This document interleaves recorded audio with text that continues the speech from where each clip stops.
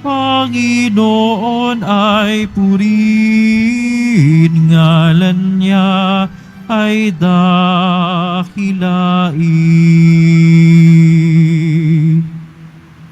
Sa ngalan ng Ama, ng Anak at ng Espiritu Santo. Amen. Sumainyo ang Panginoon. At sumaiyo rin. Mga kapatid, tayo tinipon bilang isang angkan ng Diyos upang sama-sama tayo mag-alay at magpasalamat sa Kanya sa pamamagitan ng ating mahal na pong Jesus Nazareno. Hilingin din natin sa mahal na Ina. Ngayon ay Sabado, araw ng ating mahal na Ina. Samahan tayo sa pagdarasal patungo sa Kanyang anak upang ang kagalingan, kaligtasan at pagpapala ng Diyos ay sumaatin. Hilingin din natin kay Santa Escolastica, ang santo sa araw na ito, huwaran sa pananalangin at pagtitiwala sa Diyos. Samahan tayo sa misang ito. Upang tayo maging marapat gumanap sa banal na pagdiriwang, aminin natin ang ating mga kasalanan, humingi tayo ng tawad sa Diyos.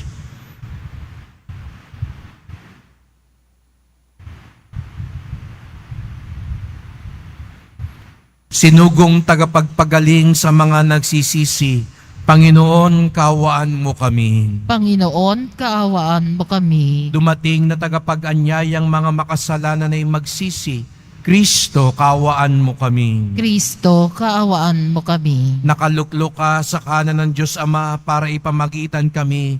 Panginoon, kaawaan mo kami. Panginoon, kaawaan mo kami. Kaawaan tayo ng makapangyarihan Diyos. Patawarin tayo sa ating mga kasalanan at patnubayan tayo sa buhay na walang hanggan. Amen.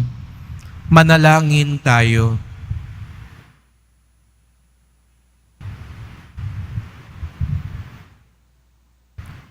Ama naming makapangyarihan, buong galak naming pinararangalan ang alaala ni Santa Escolastica.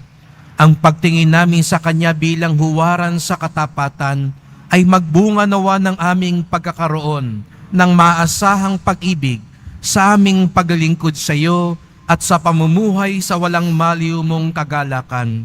Sa pamamagitan ni Jesucristo, kasama ng Espiritu Santo, magpasawalang hanggan. Amen. Magsiupo na po ang lahat. Pagbasa mula sa unang aklat ng mga hari. Noong mga araw na yun, sumaisip ni Jeroboam na kung magpapatuloy ang dating kaugalian ng kanyang mga nasasakupan, malamang na manumbalik ang mga iyon sa angkan ni David. Ito ang sabi niya sa sarili, kapag ang mga taong ito'y hindi tumigil ng pagpunta sa templo ng Panginoon sa Jerusalem upang mag-alay ng mga handog, mahuhulog uli ang kanilang loob sa dati nilang Panginoon. Si Roboam na hari ng Huda at ako'y kanilang papatayin. Kaya nga matapos mapagkuro-kuro ang bagay na ito, gumawa siya ng 2 toreteng ginto at sinabi sa bayan, "Huwag na kayong mag-abalang pumahon sa Jerusalem. Narito, bayang Israel, ang inyong Diyos na humango sa inyo sa Ehipto." Nilagay niya ang isa sa Bethel at isa na may sa Dan, at ang mga bagay na ito'y naging sanhi ng pagkakasala ng Israel. May mga pumunta sa Bethel upang sambahin iyong una, mayroon namang nagtungo sa Dan upang sambahin ang ikalawa. Nagtayo pa siya ng mga sambahan sa burol at naglagay ng mga saserdoting hindi mula sa lipi ni Levi, kundi mga karaniwang tao lamang. Ginawa niyang pista ang 15 araw na 8 buwan ng taon, katulad ng kapistahang ipinagdiriwang sa Huda. Naghandog siya sa dambana sa Bethel at sa mga toreteng ginto na kanyang ginawa roon at pinapaglingkod niya roon ang mga saserdoteng inilagay niya sa mga sambahan sa burol. Sa kabila ng ganitong mga pangyayari, hindi tumigil si Jeroboam sa kanyang masamang gawain. Patuloy pa rin siya sa paglalagay ng mga saserdoteng hindi mula sa lipi ni Levi.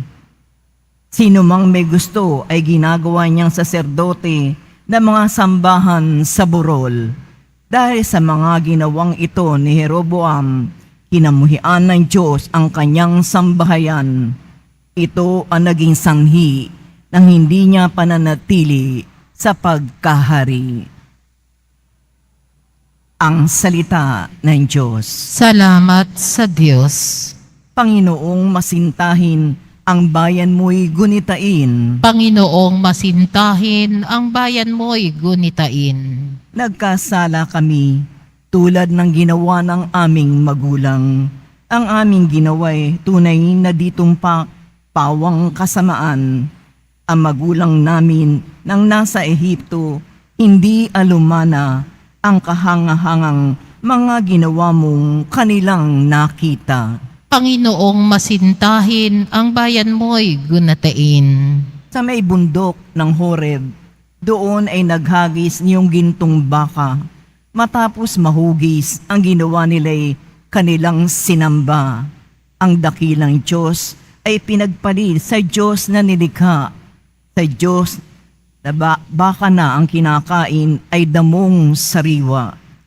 Panginoong masintahin, ang bayan mo'y gunitain. Kanilang lilimot ang Panginoong Diyos, ang tagapagligtas. Nang yaong ginawa doon sa Ehipto'y kagilagilalas. Sa lupaing iyon, ang ginawa niya'y tunay na himala. Sa dagat na tambo, yaong nasaksihan ay kahanga-hanga. Panginoong masintahin, ang bayan mo'y gunitain. Magsitayo po ang lahat.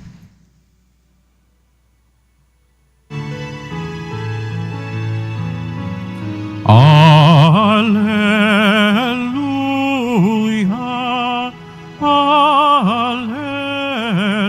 alleluia, alleluia, alleluia.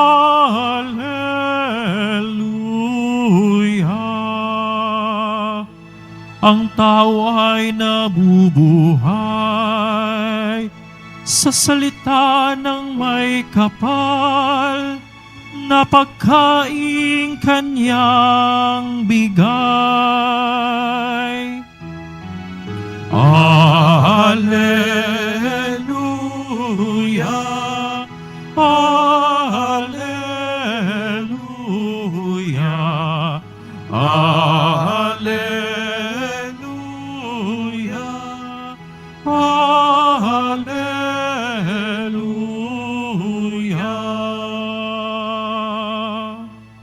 Sumainyo ang Panginoon. At sumaiyo rin. Ang pagpapahayag ng mabuting balita ng Panginoon ayon kay San Marcos. Papuri sa iyo, Panginoon.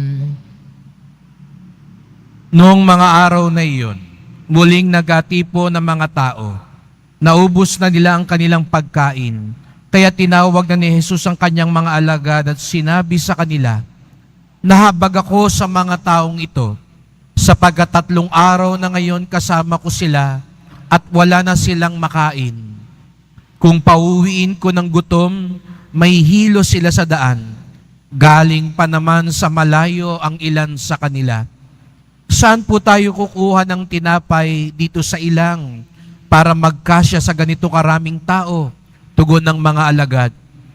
"Ilan ang tinapay ninyo riyan?" Tanong ni Jesus. "7 po," sagot nila. Ang mga tao'y pinaupo ni Jesus sa lupa. Kinuha niya ang 7 tinapay at nagpasalamat sa Diyos. Pinagpira-piraso niya ang mga iyon at ibinigay sa mga alagad upang ipamahagi sa mga tao. Gayon nga ang ginawa ng mga alagad. Mayroon din ilang maliliit na isda. Muli siyang nagpasalamat sa Diyos at iniutos niyang ibigay din iyon sa mga tao. Kumain ang lahat at nabusog. At nang tipunin nila ang mga pira-pirasong tinapay na lumabis, nakapuno sila ng 7 bakol na malalaki at may 4,000 ang kumain. Pinaayon ni Jesus sa mga tao, saka siya sumakay sa bangka kasama ang mga alagad at nagtungo sa lupain ng Dalmanuta.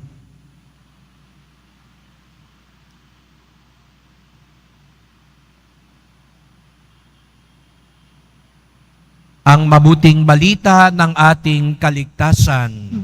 Pinupuri ka namin, Panginoong Heso Kristo. Magsiupo na po ang lahat. Magandang umaga po sa inyong lahat at maligayang pagdating sa tahanan ng ating mahal na pong Jesus Nazareno.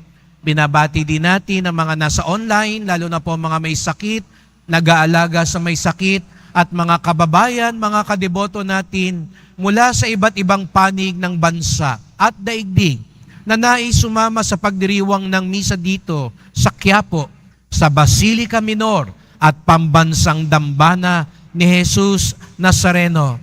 Tayong lahat ay naririto mula sa iba't iba pang lugar sapagkat nais nating makita siya, magpasalamat sa Kanya sapagkat mahal na mahal niya tayo. Kaya bigyan natin ng papuri, parangal at pasasalamat ang ating minamahal na Nuestro Padre Jesus Nazareno.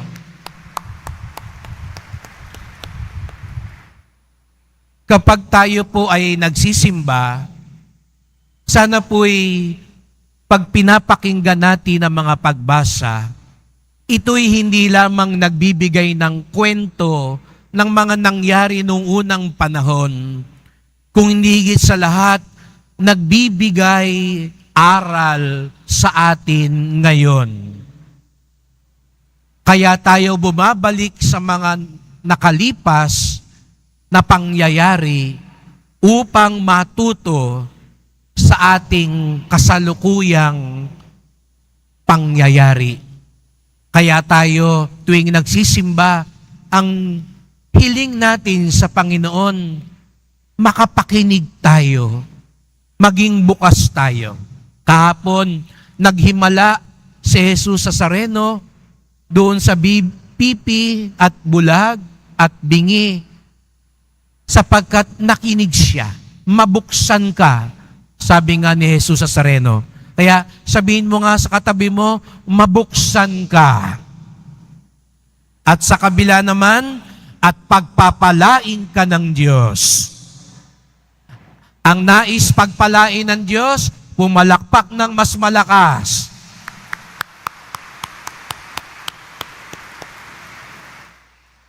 So ang pagpapalain ay ang nakikinig at ang bukas sa Diyos. Nung mga nakalipas na araw, narinig natin ang kwento ng mga hari ng Israel. Si David at pagkatapos naman ng anak niyang si Solomon. Kilala natin si Solomon bilang matalinong hari. Pero sayang, ang ganda na ng simula niya.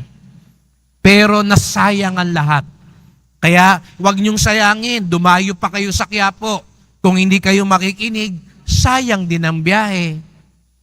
Kung hindi tayo magiging bukas, kung tayo lang ang magsasalita, lagi kong paulit-ulit sinasabi yan dito sa Quiapo. Pag nagpunta kayo sa Quiapo, huwag lang kayo magsalita. Kasi minsan pagpasok natin sa simbahan, ang bilis na kagad. Imilitan niyo na tayo ng mga hiling kay Jesus Nazareno.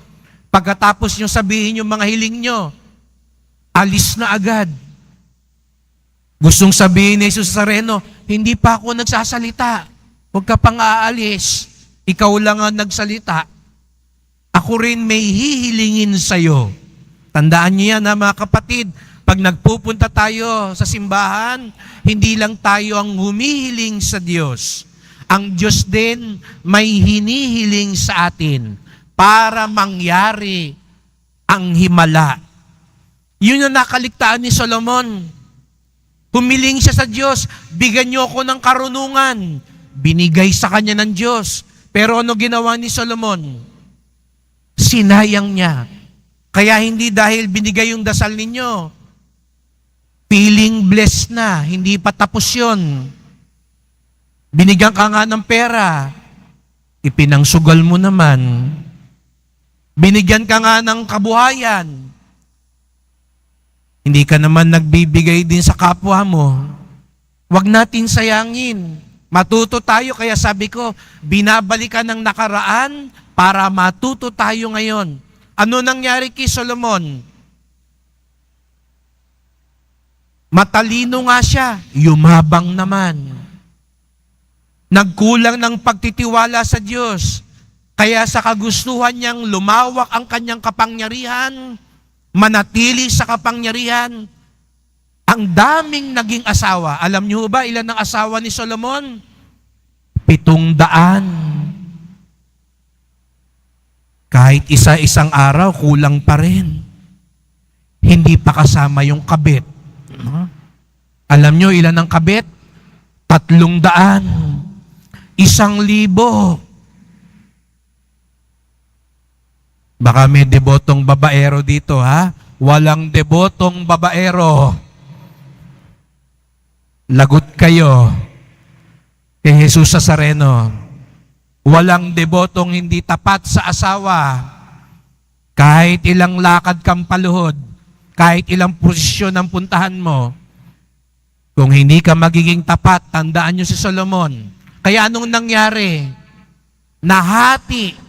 Biruin niyo yun, yung bayang pinili ng Diyos, nagkahati-hati. Nahati sa dalawa.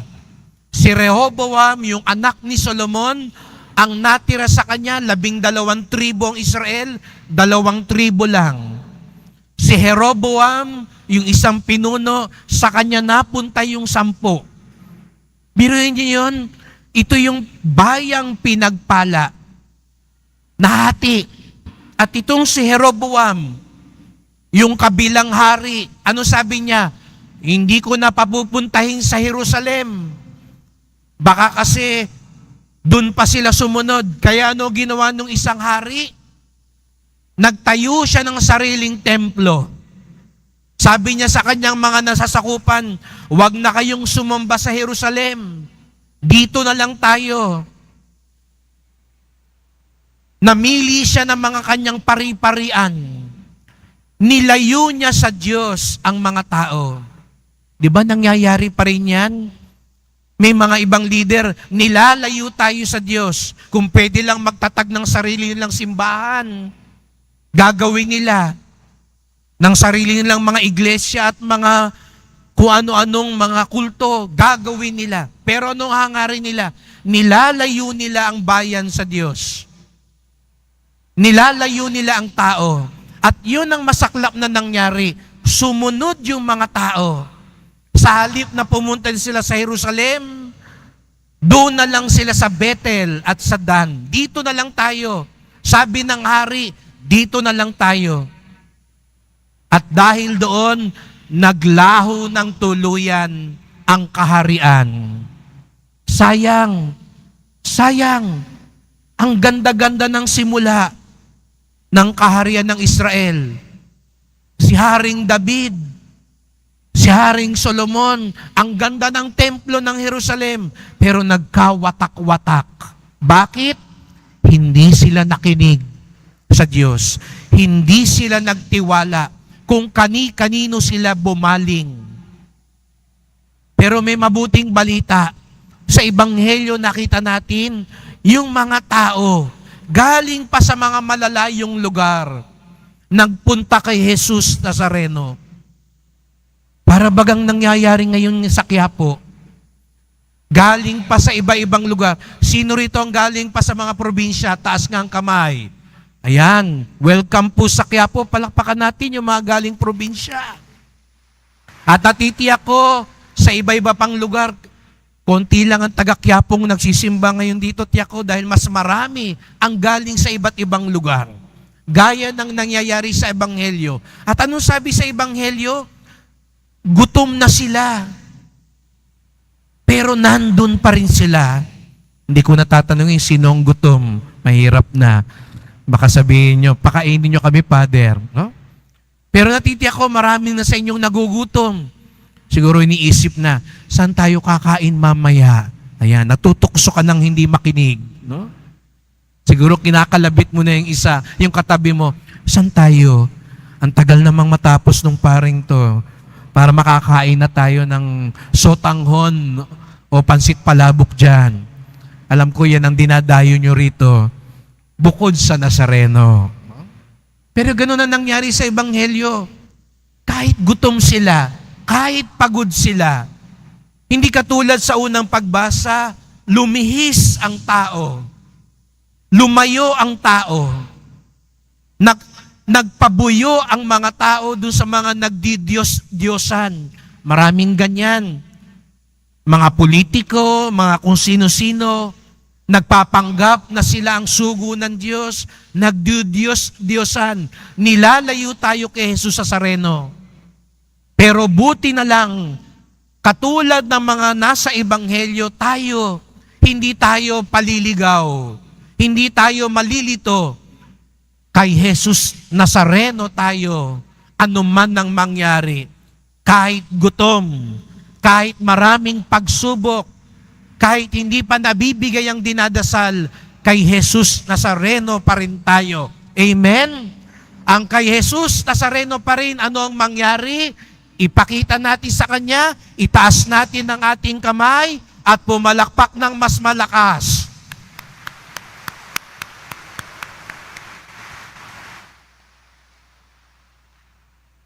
Natitiyak ko, natutuwa si Jesus Nazareno. Hindi natin siya kinakahiya. Hindi natin siya kinakaligtaan. Hindi natin siya bibitawan. At hindi siya patatalo sa ating debosyon. Kung papaano sa Ebanghelyo, nabagbag ang kanyang puso. Nakita niya ang kagutuman ng kanyang bayan. Kaya't gumawa siya ng paraan para pakainin ang mga tao. Gumawa siya ng paraan kahit sa iilang tinapay at ilang isda para gumawa ng himala. Sa pakikinig at pagbaling ng tao, umusbong ang himala ng Diyos. Mga kapatid, sa misang ito yung ipagdasal natin. Maraming pagkakataong may mga tuksong maglalayo sa atin sa Diyos. Pwedeng tukso na mababa ka, bagsak ka, hirap ka, kaya magtatampo ka sa Diyos. Lalayo ka sa Diyos. May mga pagkakataon namang mataas ka, katulad ni Solomon, ni Jeroboam. Wala ka namang kailangan sa Diyos. Sapat na meron ka. Kaya pwede ka ring matuksong kalimutan ang Diyos. Pwede ka ring matukso, pakinggan mo lang ang sarili mo dahil kontento ka na. Sana mga kapatid, naririto na tayo ngayon. Sabi ko nga, ang ganda na ng simula. Nagsusumikap tayong pumunta sa Kanya. Sana, wag lang sa simula, wag lang minsanan, kundi araw-araw, makinig tayo sa Kanya. Araw-araw, magtiwala tayo sa Kanya. Araw-araw, sumunod tayo sa Kanya. Sapagkat ang nakakaalam ng pinakamainam para sa atin, ang makagagawa ng tunay na himala para sa atin, ay walang iba kung hindi ang ating mahal na pong Jesus Nazareno. Mahal na pong Jesus Nazareno, kaawaan niyo po kami, basbasan niyo po kami. Amen. Amen. Magsitayo po ang lahat.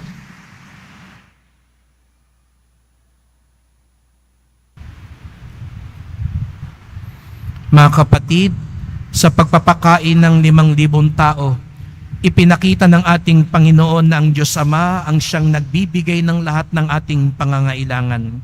Ang ating tugon, Panginoon, paapawin mo sa amin ang iyong pagmamahal. Panginoon, paapawin mo sa amin ang iyong pagmamahal. Ang ating mga pastol, lalo na ang Santo Papa at mga obispo, naway patuloy tayong bigyan ng mga tamang katuruan sa pananampalataya. Manalangin tayo. Panginoon, paapawin mo sa amin ang iyong pagmamahal. Ang mga may tungkulin upang labanan ang taggutom, naway maging matagumpay sa kanilang pagsusumikap na mapakain ang mga nagugutom. Manalangin tayo. Panginoon, paapawin mo sa amin ang iyong pagmamahal.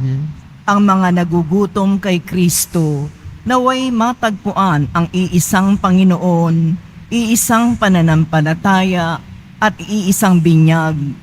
Manalangin tayo. Panginoon, paapawin mo sa amin ang iyong pagmamahal. Ang mga may sakit at mga may kapansanan, naway makatagpo ng kalinga, suporta at kasiyahan mula sa kanilang mga pamilya. Manalangin tayo. Panginoon, paapawin mo sa amin ang iyong pagmamahal. Tahimik nating idulog ang iba pa nating kahilingan.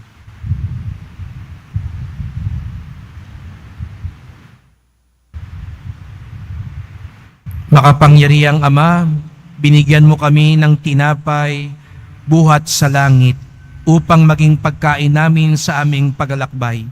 Hiling namin ito sa ngalan ni Kristong aming Panginoon. Amen. Magsiupo na po ang lahat.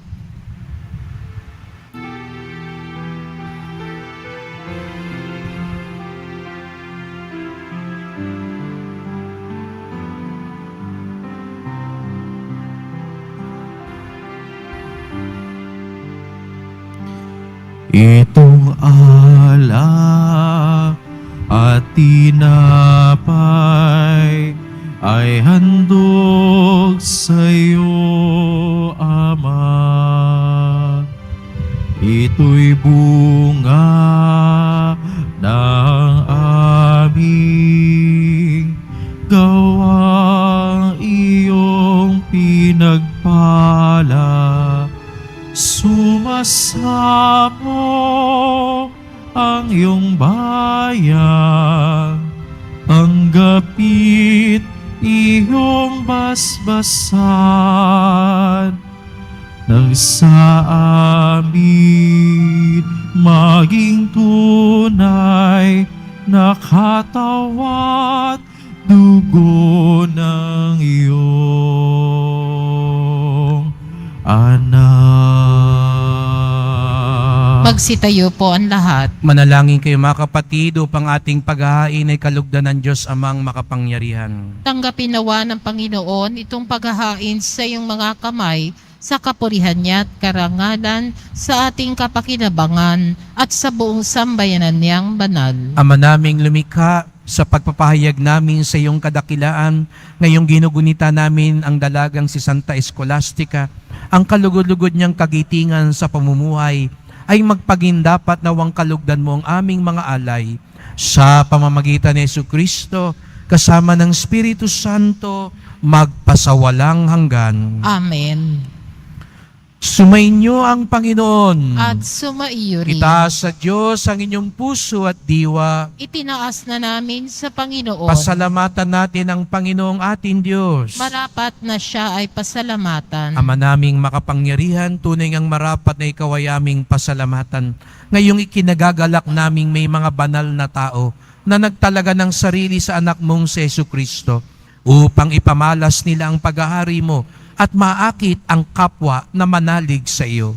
Ngayon sa amin binibigay ng iyong anak na minamahal ang kabanalang iyong taglay at hangad mong kamtin ng tanan. Ito ang pinanggalingang aming ngayong nililingon. Dito mo rin nais na kami makarating at humantong. Kaya kaisa ng mga anghel na nagsisiawit ng papuri sa iyo nang walang humpay sa kalangitan, kami nagbubunyi sa iyong kadakilaan. Santo, Santo, Santo, Panginoong Diyos ng mga hukbo, napupunuan langit at lupa ng kadakilaan mo, o sana sa kaitaasan. Pinagpalang na paririto sa ngalan ng Panginoon, o sana sa kaitaasan. Magsinuhod po ang lahat. Ama naming banal, ikaw ang bukal ng tanang kabanalan. Kaya't sa pamamagitan ng iyong Espiritu, gawin mong banal ang mga kaloob na ito, upang para sa amin maging katawan at dugo ng aming Panginoong Hesu Kristo. Bago niya pinagtiis ang kusang loob na maging handog, hinawakan niya ang tinapay, pinasalamatan kanya, pinaghati-hati niya yun, iniabot sa kanyang mga alagad at sinabi, "Tanggapin ninyong lahat ito at kanin. Ito ang aking katawan na ihahandog para sa inyo."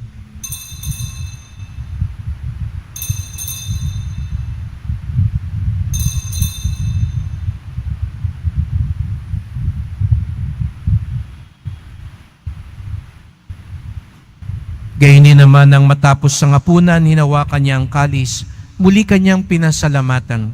Iniabot niya ang kalis sa kanyang mga alagad at sinabi, "Tanggapin ninyong lahat ito tinumin.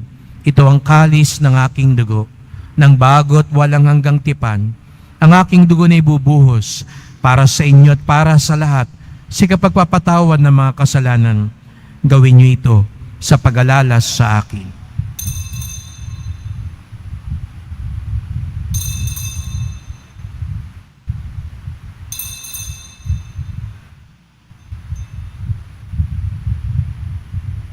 Magsitayo po ang lahat.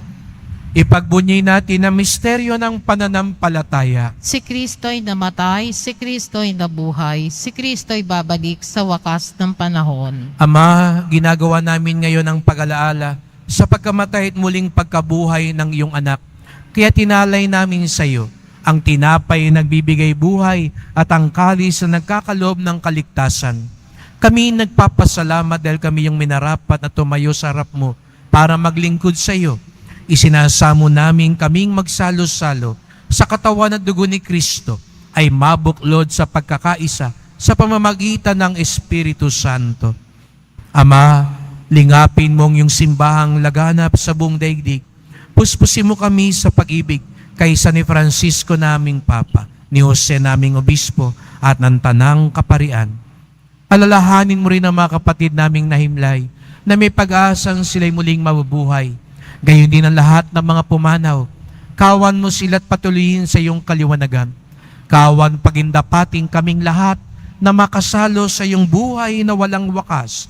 Kaisa ng mahal na Birheng Maria, Ina ng Diyos, ang kabiyak niyang pusong si San Jose, San Juan Bautista, Santa Escolastica, at lahat ng mga banal na namuhay dito sa daigdig ng kalugod-lugod sa iyo. May pagdiwang nawa namin ng pagpupuri sa ikararangal mo sa pamamagitan ng iyong anak na aming Panginoong Hesu Kristo. Sa pamamagitan ni Kristo, kasama niya at sa Kanya, ang lahat ng parangal at papuri ay sa iyo, Diyos Amang makapangyarihan, kasama ng Espiritu Santo, magpasawalang hanggan. Amen. Sama-sama tayong tumawag sa ating Ama sa langit. Ama namin, sumasalangit ka, sambahin ang ngalan mo, mapasa amin ang kaharian mo, sundin ang loob mo dito sa lupa para nang sa langit. Bigyan mo kami ngayon ng aming kakanin sa araw-araw at patawarin mo kami sa aming mga sala para nang pagpapatawad namin sa nagkakasala sa amin at huwag mo kaming ipahintulot sa tukso at iadya mo kami sa lahat ng masama. Hinihiling namin kami adya sa lahat ng masama, pagkalooban ng kapayapaan araw-araw, iligtas sa kasalanan, ilayo sa lahat ng kapahamakan, samantalang aming pinananabikan ang dakilang araw ng pagpapahayag ng tagapagligtas naming si Hesu Kristo. Sapagkat iyo ang kaharian at ang kapangyarihan at kapurihan magpakailanman. Amen. O Panginoong Hesu Kristo, sinabi mo sa iyong mga apostol At ngayon sinasabi mo sa amin lahat dito, kapayapaan ang iniiwan ko sa inyo, ang aking kapayapaan ay binibigay ko sa inyo. Tunghayan niyo pong aming pananampalataya, huwag pong aming mga kasalanan. Patawad po kung minsan, kung saan-saan, kani-kanino kami bumabaling sa halip sa inyo at sa inyong salita. Patawad po kung minsan kami nagdududa sa inyong kabutihan at pagmamahal, lalo na kapag kami dumadaan sa matinding pagsubok. Linisin niyo po kami, Panginoon. Tulungan niyo po kaming huwag bumitaw sa inyo.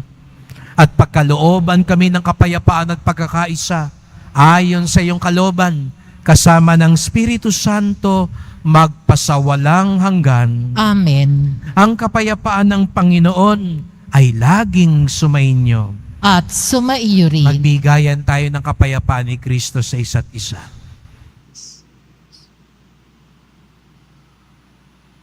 Kordero ng Diyos na nag-aalis ng mga kasalanan ng sanlibutan, maawa ka sa amin. Kordero ng Diyos na nag-aalis ng mga kasalanan ng sanlibutan, maawa ka sa amin. Kordero ng Diyos na nag-aalis ng mga kasalanan ng sanlibutan, ipagkaloob mo sa amin ang kapayapaan. Lumuhod po ang lahat. Narito ang ating Panginoong Jesucristo, ang ating kagalingan, pagpapala, ang pinagmumula ng lahat ng mga himala. Ang kordero ng Diyos nag-aalis ng mga kasalanan ng sanlibutan, mapapalad ang inaanyayahan sa kanyang piging. Panginoon, hindi ako karapat-dapat na magpatuloy sa iyo, ngunit sa isang salita mo lamang ay gagaling na ako.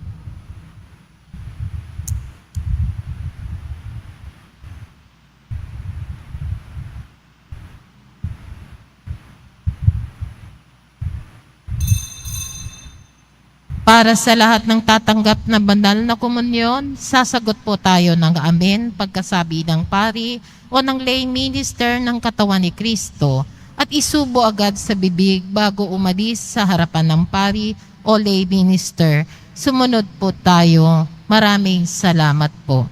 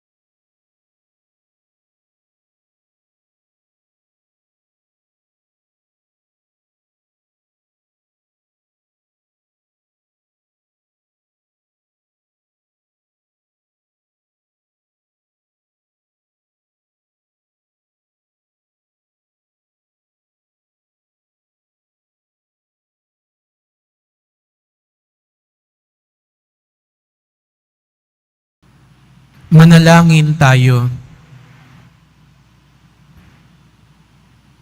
Ama naming mapagmahal, sa pagsasalo namin ngayon sa banal na pakikinabang, matulungan nawa kami ng ulirang katapatan ni Santa Escolastica upang tangi ikaw ang aming mahalin habang inaako namin ang malasakit ni Jesucristo kasama ng Espiritu Santo magpasawalang hanggan. Amen. Salamat po sa inyong pagpunta dito sa Quiapo. Alam ko po, karamihan sa inyo nandito para magpasalamat. Sino yung may mga birthday, nandito ngayon, o anibersaryo, at nagpapasalamat. Ayan, sa kanila kayo lumapit, yung mga nagugutom, no? At salamat din po sa mga naglingkod sa misa at sa mga tumutulong sa simbahan. Ang inyong mga pamisa, love offerings, online donations, patuloy po yung ating pagpapaayos, paglinis ng ating simbahan. Sana po marami pa rin ang tumulong para mabuksan na yung ating adoration chapel at maayos ang baptistry. Salamat po in advance sa mga debotong nais tumulong. At Salamat din po sa mga nagdadala ng bigas, delata, noodles, at iba pang pang-ayuda. Ang ating debosyon sa Poong Nazareno ay nagtuturo sa atin magmalasakit sa ating kapwa. Ang bumabaling kung kani-kanino ay magkakawatak-watak. Kay Jesus Nazareno tayo pumunta sa lahat ng panahon. Siya ang ating tunay na kailangan. Sumainyo ang Panginoon. At sumaiyo rin. Mahal na pong Jesus Nazareno, iniayag mo sa pamamagitan ng krus ang walang maliw na pag-ibig ng Diyos sa sangkatauhan. Pakinggan mo ang kahilingan ng iyong angkan na nagsusumamo sa iyo. Makamtanawa nilang iyong katugunan at tanggapin ang kasagutan ng may utang na loob na tinatanaw. Basbasan din po ninyo ang dala nilang mga imahen at dasalan sa pamamagitan ng bendisyon na ito. Naway maaalala nila mga pangako sa binyag na ikaw ang kanilang ibigin at paglilingkuran bilang Panginoon magpasawalang hanggan. Amen. At pagpalain kayong lahat ng makapangyarihang Diyos, Ama at Anak at Espiritu Santo. Amen. Humayo kayong taglay ang pagpapala ng Poong Jesus Nazareno. Salamat sa Diyos.